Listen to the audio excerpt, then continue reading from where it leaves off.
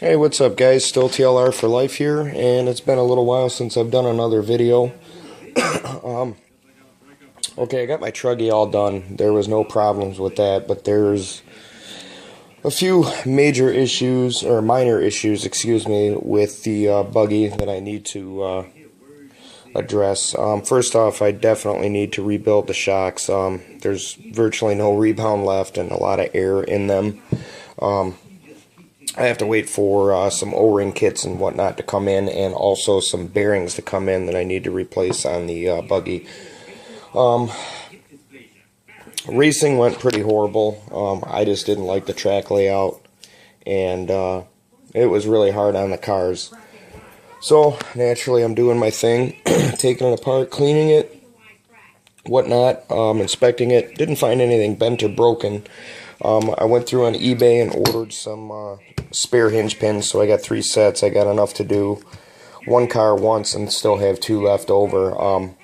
As of right now, even the front ones on this car, they're not bent. Nothing was bent on the truggy. So I do have some backups. I've got some more parts coming. Let's see. Okay, what you're going to notice in here is actually I put my Keep Off 7 in the buggy just to race, because what I did is I made a mistake. Stupid mistake too. If you can see, there's no end to the crankshaft left. Let me see if I can get this to focus. So, well, I don't think it's going to focus. So, yeah. Well, anyway. Yeah, there we go. The bearing seized to the crankshaft, and I didn't have any penetrating oil to get it off, so I gently tried to pry it off the best I could, and the end of the crankshaft snapped off. So there was nothing I could do about it. It's very important to change your clutch bells often. Even if they're not bad, they will seize to the crankshaft and give you that problem. Usually you can get away with it by spraying penetrating oil. I didn't have any on hand. I couldn't find anybody that had any on hand. So I just did my best to get it off, and I couldn't without breaking it, which is cool because the crankshaft is about $125, but I did find a really good deal on a brand new one on eBay for $67 shipped. So I'm okay there. So there will be a how-to video on replacing a crankshaft very soon, probably next week sometime. I just have to wait for it to come in. I ordered it today, so it takes about a week to get here. Outside of that, everything's holding up really well. I don't have too much to really tell you guys other than just keep a lookout for the rebuild or the replacement of the crankshaft. And I can do a shock rebuild video if you want. I have to get some O-rings. I always like to replace the O-rings unless they're not worn at all. There is no leaks per se, so I might be able to get away with just rebuilding them. We'll just see how that goes.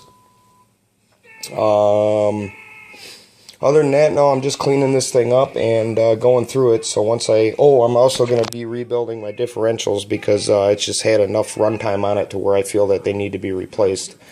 So I have to go get those from the hobby shop and see what happens from there. And I'm also going to be buying some shock O-rings, and some shock oil is what I need. I don't think I have enough to rebuild my shocks. Yeah, actually I do. I have enough for the rear and enough for the front too. So yeah, I guess I could get away with rebuilding those. Maybe I'll get started on it tomorrow. So I'm just stacking up on a few parts, spare parts, and then I have another race coming up that I'm going to Indiana in the weekend after Father's Day. So not this weekend, but the next. And I'll naturally do a race recap on there.